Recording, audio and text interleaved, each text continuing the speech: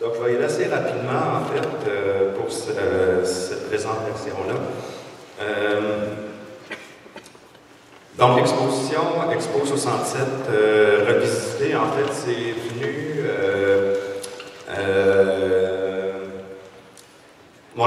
j'ai fait mes études dernièrement, j'ai terminé mon doctorat qui porte sur l'histoire du verre et des métiers d'art dans le contexte d'Expo 67. Et étant donné que c'était le 50e anniversaire de l'exposition universelle qui s'en venait, là, je parle d'il y a 2 ans ou à peu près, ça me semblait inconcevable de ne pas souligner l'événement en rapport au métier d'art, dans la mesure où Expo 67 a eu une influence majeure en ce qui concerne les métiers d'art. Et donc, on a décidé de faire l'exposition autour de ça. Je vais parler un peu plus de l'exposition en fin de journée, quand on va aller plus vers la conclusion et le 5 à 7 pour la Galerie Créole. Donc, le colloque qu'on a décidé d'organiser aujourd'hui porte sur Expo 67 et les métiers d'art. Malgré le fait qu'on ait commencé tôt et ça va être une journée assez remplie, avec plusieurs présentateurs et tout ça, en fait, ça a été, même pour cette thématique un peu restreinte-là, entre guillemets, ça a été assez difficile de rentrer tout le contenu dans une journée. Il y a énormément de choses à parler sur Expo comme telle. Il y a énormément de choses à parler sur l'histoire des expositions universelles pour comprendre la place que peut avoir le métier d'art dans ce type d'événement-là. Puis même pour, en ce qui concerne l'impact de l'événement comme tel et tout ça, aujourd'hui on va brosser un tableau un peu rapide, miser sur certains points, mais il aura fallu plus de temps, 2 ou 3 jours, ne serait-ce que pour, je pense, là, passer à travers la thématique comme telle. Donc,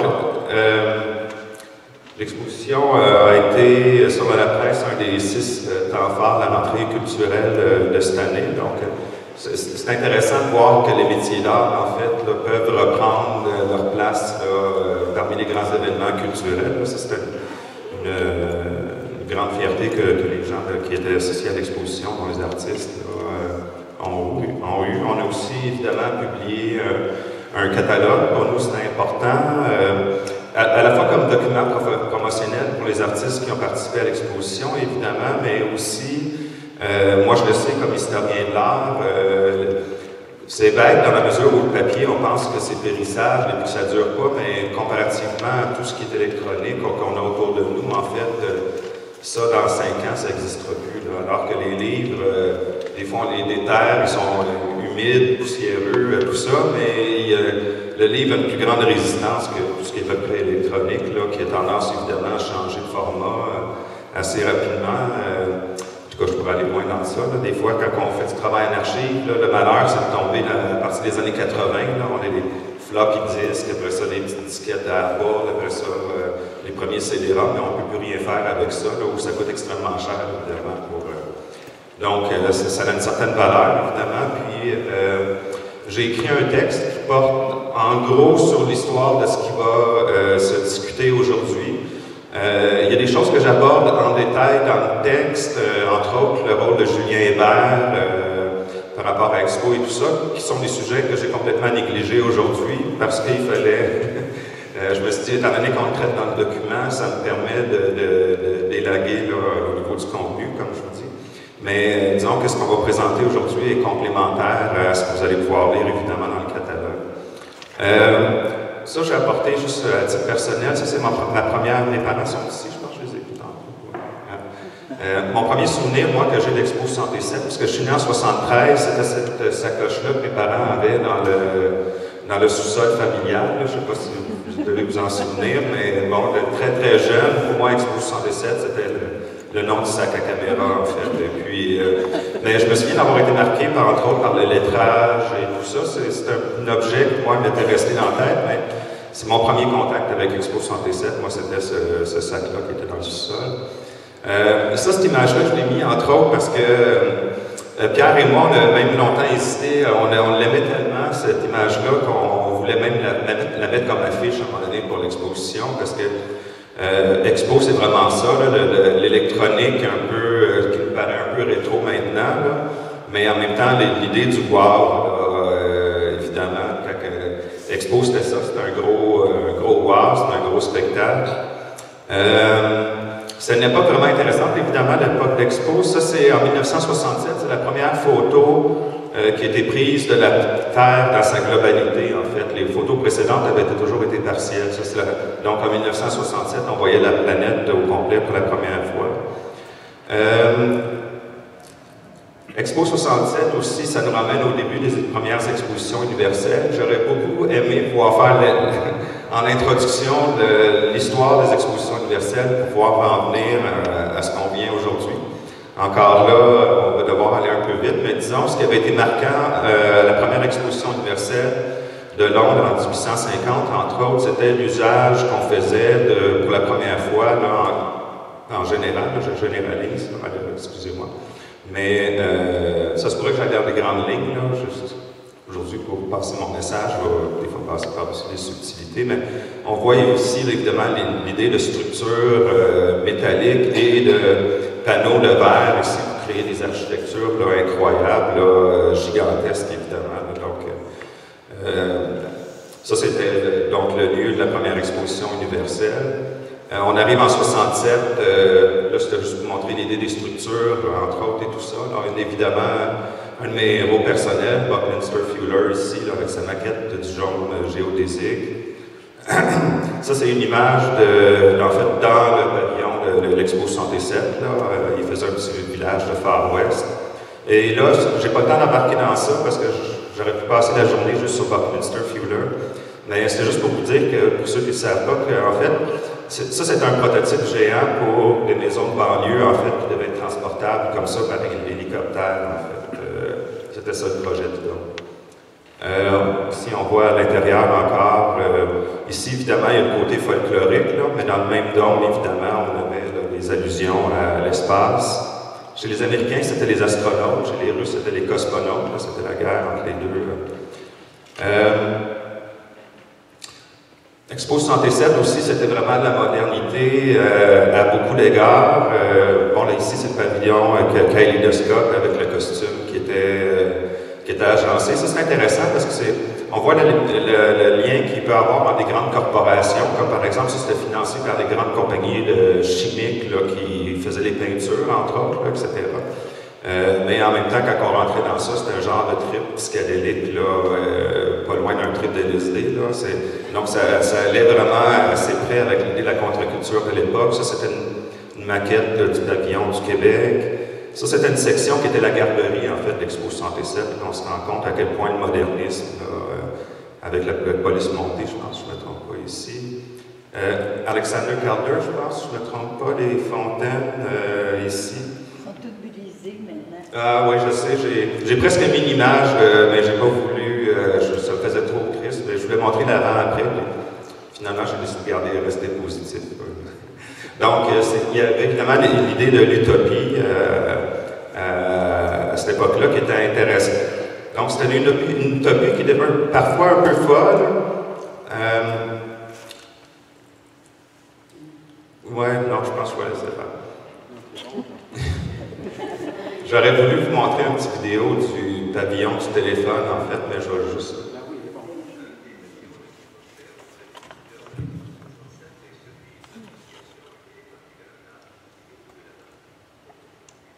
Non, c'est ça.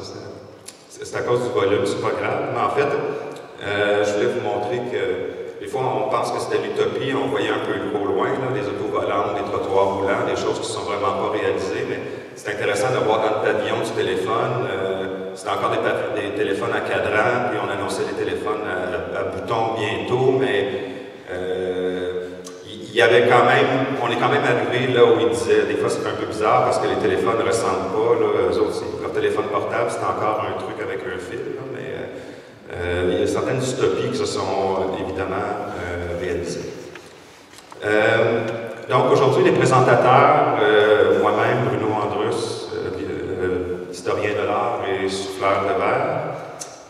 Gilles Desaulniers, qui est PhD de Prague et ex-directeur de la section verre de l'Université du Québec à Trois-Rivières, un des grands pionniers du verre d'art au Québec et au Canada. Merci d'être ici, Gilles, en passant, je suis très content. Richard Dubé, un autre sommité.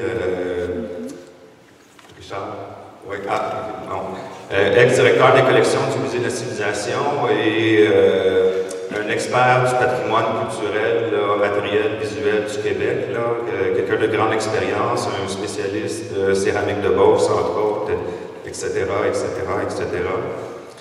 Louise Lemieux-Bérubé, qui est fondatrice et ex-directrice du Centre de textile contemporain de Montréal, je pense que Louise est arrivée, oui, qui est exposante aussi là, avec son œuvre, là, qui malheureusement, vous allez peut-être pouvoir la voir tout à l'heure, qui est derrière nous.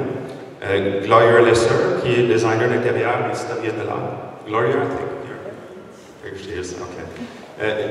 Gloria a écrit il y a quelques années, elle travaillait pour le Musée des Arts décoratifs de Montréal. Elle a entre autres écrit un des documents fondateurs pour l'histoire des métiers d'art, qui est le livre qui porte sur l'école du meuble et Jean-Marie Gauvreau, en fait, là, qui était vraiment une ressource fondamentale. Et Gloria, c'est une grande experte, entre autres, là, de tout ce qui touche le design, l'histoire du design intérieur. Et c'est en plus une pratiquante, dans la mesure où elle a pratiqué aussi pendant sa longue carrière, elle pratique encore le design d'intérieur. Nicolas Bézolet, qui est un collègue de Concordia, que j'ai... Des fois, c'est un peu particulier parce que dernièrement, j'écoutais un reportage sur Karl Marx. Karl Marx faisait son grand été de Capital.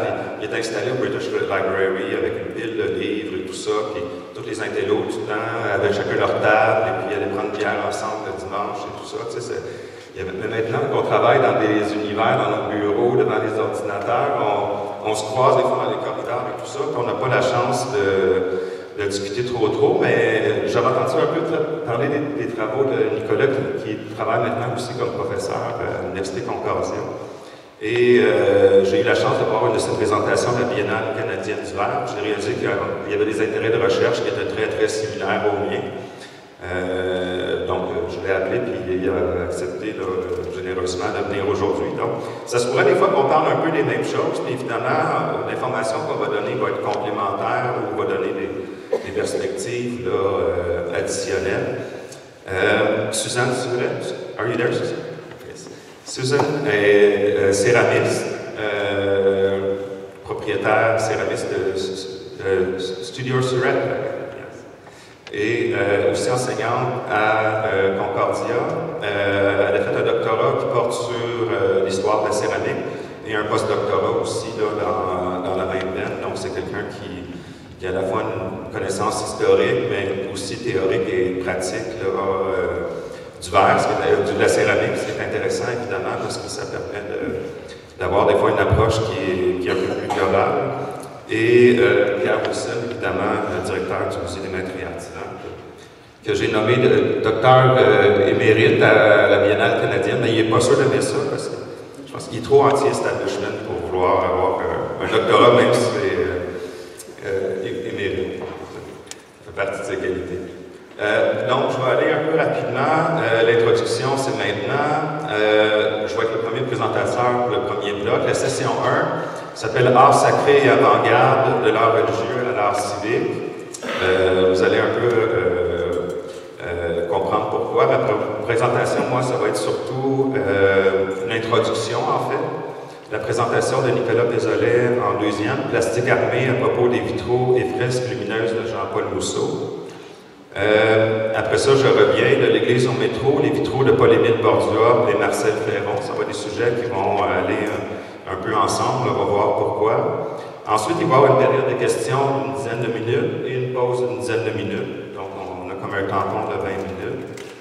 Et après ça, ça va être la session 2, qui va être de 11h20 à 12h30. Gloria va présenter une exposition qui va porter sur le design d'intérieur dans le contexte d'exposition. How do you actually pronounce the Halcyon Years and the Residential Design in Montreal? Donc, les liens, entre autres, le design intérieur et ce qui se faisait dans les métros. Claude Vermette and the Montreal Metro by Suzanne Surret. Maurice Savoie, artiste de l'Argile, par Louis-Émile Bérubé, qui va entre autres présenter un film qu'elle a fait en 2008, je pense. Alors, autour de ça, donc c'est intéressant parce qu'on va entendre Maurice, entre autres, là, parler. Il y a Ariane Poitras, qui est une jeune artiste de la céramique, qui a, entre autres, fait une œuvre qui est inspirée de la pièce de Maurice Savoie, qui était à l'Expo 67. On va en parler un petit peu. Donc, période de questions de 10 minutes. Après ça, on va prendre 1 heure de dîner. Il fait beau dehors aujourd'hui. Pierre a prévu quelque chose, je pense, pour... on mange où? On mange ici, on mange dehors. C'est ça, c'est la bonne franquette. Au restaurant. Ouais, c'est ça. En prenant donc les métiers d'art Expo 67 du Salon Pavillon, ça va être de moi. Richard Dubé, que j'ai présenté tantôt, va nous parler de la boutique Céramique de Beauce la Céramique de Beauce à la boutique d'artisanat à Expo 67, l'artisanat du Québec. Suzanne va présenter une deuxième présentation, Tundra Life, Questions of Earth, Images and Surfaces, qui va porter entre autres sur des objets en céramique et des représentations qui étaient dans le pavillon, la toundra du pavillon du Canada, qui sont certaines des représentations existent encore maintenant. Ça a été recyclé en bureau de la ville, là, ce qui en reste du pavillon du Canada sur l'île Notre-Dame. Gilles Desaulniers va nous présenter une présentation sur le verre d'art au pavillon de la Tchécoslovaquie, mais aussi comme point de départ pour sa carrière en verre, parce que Gilles a découvert, comme on va voir, le verre à Expo 67, et c'est ce qui a servi de flamèche pour une carrière là, qui dure jusqu'à maintenant. Après ça, moi je reviens encore, chalet glace au pavillon de l'Ontario. Période de questions 10 minutes, pause 10 minutes. De 15h30 à 16h50, on laisse la place aux artistes. Donc, en principe, les 11 artistes qui ont participé à l'exposition, que ce soit de façon réelle ou virtuelle, vont participer à une table ronde. Ils vont présenter d'abord leur travail rapidement et ensuite ils vont avoir une discussion là, avec les gens du public. Et finalement, on finit le colloque à 17h. Et de 17h à 17h30, on va aller assez rapidement présenter en fait le nouveau projet de Galerie Créa, entre autres l'exposition, le catalogue, la journée du colloque aujourd'hui, c'est la première manifestation publique de Créa depuis sa réouverture. Et donc on souligne l'événement, puis on voulait vous expliquer en gros c'était quoi la mission et la forme que prenait l'organisme